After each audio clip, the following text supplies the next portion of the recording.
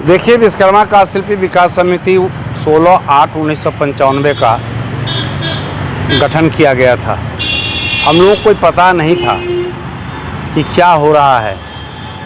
बढ़ई जाति खास करके लकड़ी उसका पैतृक पेशा है और उसी पेशा से हाथ से काम करके अपने परिवार को भरण पोषण करता है। लेकिन 1990 के दशक की जो सरकार थी, वह सरकार सारे लकड़ी यहाँ तक कि बांस पर भी प्रतिबंध लगा दिया। जब पूरे बिहार में क्राइसिस हुआ तब ये संस्था को मालूम हुआ कि जिस समाज को आप नेतृत्व करने के लिए संगठन बनाए हैं उसको तो जीविका ही समाप्त हो रहा है। पूरे बिहार के अंदर जितनी भी इसकी संख्या है उसमें 98.2% लोग मजदूरी करके अपने परिवार को भरण पोषण करते हैं और 98.3% लोग अभी भी या तो प्रिविलेज राइट के तहत बास्केट पर्चा जो मिला है उस पर अपना उसका मकान है या भूमिहीन है। ऐसे समाज को कैसे विकास होगा, इसलिए यह संगठन बना था। लेकिन जब बिहार सरकार, जब जगदानंद मंत्री थे, जगदानंद सिंह मंत्री हुआ करते थे, उन्होंने एक 343 पत्रांक 28/10/2000 को निकाला और कहा कि हम बिहार के अंदर 1110 आरा मिल को रखेंगे, अधिशेष आरा मिल को बंद कर देंगे। और बंद करने का जो तरीका बताया कि जिसके पास सेल टैक्स नहीं हो, जिसके पास क्या कहते हैं सबसे पीछे का हो, जिसको पास उद्योग विभाग का लाइसेंस नहीं हो, ऐसे आरा मिल को हम पहले बंद कर देंगे, बीनियर मिल को हम बंद कर देंगे। पूरे बिहार में त्राहिमाम होने लगा कि लोग मर जाएगा। संगठन को जब मालूम हुआ तब इसके पीछे गहन अध्ययन करना पड़ा और तब पता लगा कि साहब बिहार सरकार तो 1990 में ही बिहार काष्ठ चयन अधिनियम 1990 में बना दिया। आरा मिल को बीनियर मिल को विनियमित करने के लिए, रेगुलेट करने के लिए, और बिहार काष्ठ चयन नियमावली 1993 में बनाया और उसमें एक फॉर्मेट दिया कि साहब जिनको आरा मिल को लाइसेंस लेना है से लीजिए। उसमें कहीं कोई नहीं था कि रेगुलेट किया जाएगा, विनियमित किया जाएगा, कभी आरा मिल की संख्या निर्धारित की जाएगी, कम किया जाएगा, ज़्यादा किया जाएगा। इस एक्ट में कहीं कोई प्रोविज़न नहीं था। तो जब यह चिट्ठी निकाल दिया गया तो पूरे बिहार में आंदोलन शुरू हो गया और उस आंदोलन के क्रम में बिहार सरकार कुछ शिथिल हुआ और कार्रवाई बंद हुई। लेकिन बिहार सरकार ने कहा कि इसमें मॉनिटरिंग माननीय सर्वोच्च न्यायालय TN गोदावरमन त्रिमुलुकपाद बनाम भारत संघ 202/95 कर रहा है, इसलिए बिहार सरकार को कोई पावर नहीं है, ये सुप्रीम कोर्ट ही कुछ कर सकता है। तो हम लोगों को सुप्रीम कोर्ट जाना पड़ा और मैं ही उसका एप्लीकेंट बना, क्योंकि मैं वहाँ का तत्कालीन महासचिव मैं ही था। सुना है कि आपको जेल भी जाना पड़ा था? हाँ, गए हैं, 28 बार जेल जा चुके हैं, 144 मुकदमे झेल रहे हैं। बहुत सारे तो हम रिहा पा गए हैं, आज भी 62 को मुकदमे मेरे खिलाफ चल रहे हैं। तो जब इसको हमने विरोध किया, सुप्रीम कोर्ट गए, IAF फाइल किया और तब वहाँ से फैसला आना ही बाकी था कि हमारे आंदोलन से प्रभावित हो करके या डर करके सरकार ने 418E 8/7/2002 को एक चिट्ठी निकाल दिया और कहा कि नहीं, अब हम प्रखंड स्तर पर रखेंगे, हम ऐसे तैसे नहीं उखाड़ेंगे और एक 50,000 की संख्या पर आरा मिल की संख्या, बीनियर मिल की संख्या हम निर्धारित करेंगे, अधिशेष आरा मिल को उखाड़ लेंगे। लेकिन फैसला आना बाकी था। 29/10/2002 को माननीय सर्वोच्च न्यायालय ने आदेश दिया कि साहब जब बिहार स्वामित्व रेगुलेशन एक्ट और रूल बना 93 में और जो भी आवेदन दिया तो उस सबको लाइसेंस मिलना चाहिए, या लाइसेंस नहीं मिलता तो आवेदन की तिथि की वरीयता के आधार पर एक संख्या फिक्स किया जाना चाहिए था। तो सो भी नहीं हुआ। जो पहले आवेदन दिया उसको लाइसेंस नहीं मिला, जो बाद में दिया उसको लाइसेंस मिल गया। इस बहुत बड़ी लड़ाई शुरू हो गई और लिखा कि 29/10/2002 तक जो भी आज के तारीख तक जो भी आवेदन दिया है उसको वरीयता सूची बनाइए। जब वहाँ से आया तब बिहार सरकार पर फिर दबाव बनने लगा कि साहब माननीय सर्वोच्च न्यायालय का मानना आप कैसे कर सकते हैं।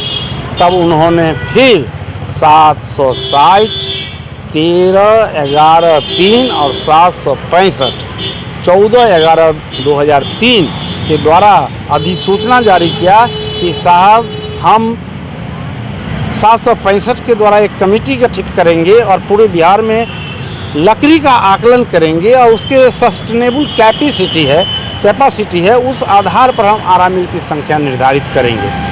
तब बात फिर रुक गई और उसी में ये हुआ कि वरीयता सूची हम बनाएंगे। उसके बाद फिर वो सरकार नहीं माना और 9 में चिट्ठी निकाल दिया कि नहीं हम 1919 आरा मिल रखेंगे। पहले 10 से 11, तब 1919 आरा मिल रखेंगे और 177 बिनियर मिल रखेंगे। इसके अलावा जो अधिशेष आरा मिल और बिनियर मिल है उसको हम उखाड़ लेंगे और उखाड़ना शुरू भी कर दिया गया। बहुत बड़ी आंदोलन हुआ। पूरे बिहार में 456 झूठे मुकदमे किए गए। 18,000 कास्ट कर्मियों को जेल के अंदर भेजा गया, जेल के सलाखों में बंद कर दिया गया।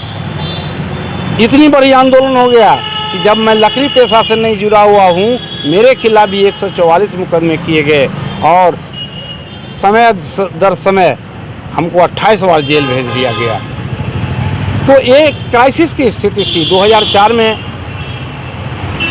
तत्कालीन मुख्यमंत्री श्रीमती राबड़ी देवी ने एक दूत को मेरे पास भेजा जिसका नाम भीम सिंह है, जानते होंगे भीम सिंह को, जो अति पिछड़ा वर्ग के अध्यक्ष हुआ करते थे। और उन्होंने कहा कि आपको चलिए लालू जी बात करना चाहते हैं। और हम लोग वहाँ गए और उन्होंने कहा कि हम आपको MLC बना देते हैं और आप सारा केस विड्रॉ कर लीजिए। और MLC के प्रलोभन दिया गया। हाँ, हमने कहा कि साहब इससे पहले आप भारतीय इंडियन फॉरेस्ट एक्ट 1927 को अमेंडमेंट करके जो पूरे देश के लिए कानून है और पूरे देश में अवेलेबल है और बिहार में अमेंडमेंट कर दिया गया 1990 में और नॉन अवेलेबल और कॉग्निजेबल धाराओं में अमेंडमेंट कर दिया गया। और उस क्या कारण था इसके पीछे बिनियर मिल बंद करने और इसको नॉन अवेलेबल बनाने के लिए? एक बहाना था और हम समझते हैं कि सामाजिक न्याय की सरकार कहने वाली लालू प्रसाद यादव की सरकार में कोई बुद्धि वाले लोग नहीं थे और ब्यूरोक्रेट हावी था। और वो उस समय में इतनी लूट होती थी कि आरा मिल, बिनियर मिल वालों, लकड़ी काटने वालों से बड़े पैमाने पर एक साल के अंदर हम लोग आकलन कराए थे, लगभग 80 करोड़ वसूली होता था एक साल के अंदर, 80 करोड़। तो ये मूल बात था रुपया लेना और ब्यूरोक्रेट हावी था कि जितना सख्त कानून होगा उतना हम पैसा वसूलेंगे। यही कारण है। और हम समझते हैं कि वो कहने के लिए वो सामाजिक न्याय की सरकार थी। कम से कम हम समझते हैं कि ये लकड़हारा का वो विरोधी था, बढ़ई विरोधी था, लोहार विरोधी था, या लकड़ी पेशा से जुड़े हुए जो लोग था उसको वो आत्मा से नहीं देखना चाहते थे। लेकिन हमने उस प्रलोभन में नहीं पड़ा और लगातार हमने फिर 2009 में इस चिट्ठी को भी जो कहा हम 1919 और 177 बिनियर मिल रखेंगे, उसके खिलाफ हम सुप्रीम कोर्ट गए और वहाँ से भी हार गया ये। और 12 में फिर इसने एक चिट्ठी 26/75/10 में निकाल दिया, 30/8/10, कहा कि नहीं हम 1919 से नहीं बढ़ाएंगे, ये पर्यावरण का सवाल है। जबकि माननीय सर्वोच्च न्यायालय ने कहा कि नेचुरल जस्टिस तभी होगा कि एक्ट के अनुरूप जो आवेदन दिया है उस आवेदन के तिथि से आरा मिल की संख्या का निर्धारण होना चाहिए। अब तो फिर हमको 13 में केस करना पड़ा। 13 में फिर माननीय सर्वोच्च न्यायालय में इस 26/75 को हमने चुनौती दिया। तो 5/10/2015 को माननीय सर्वोच्च न्यायालय ने आदेश दिया कि साहब लकड़ी को पूरे बिहार को आकलन कराइए और सस्टेनेबल कैपेसिटी के आधार पर आरा मिल की संख्या, बिनियर मिल की संख्या तय कीजिए। और 29/10/2002 से पहले जो भी आवेदित आरा मिल है या बिनियर मिल है उसको आप लाइसेंस दीजिए। और इसके लिए एक कमेटी बना दिया गया जिसका नाम है स्टेट लेवल कमेटी, राज्य स्तरीय समिति, जिसमें केंद्र सरकार के भी प्रतिनिधित्व होता है, उद्योग विभाग का भी होता है, वन विभाग का भी होता है, बिहार सरकार का भी होता है और एक हम भी उसमें आमंत्रित सदस्य हैं। और उसके बाद जब हम लोग भीड़ गए तब जो आकलन आया उसमें 3200 आरा मिल की संख्या 21/7/2020 को जो एसएलसी की बैठक हुई, लकड़ी के वहनीय क्षमता के आधार पर 3200 आरा मिल और 450 बीनियर मिल की संख्या निर्धारित की गई। आखिर आपकी जीत होगी, है ना? आप जीत चुके हैं संघर्ष में। जी, अब इनसे बात है, अपना नाम बता दीजिए।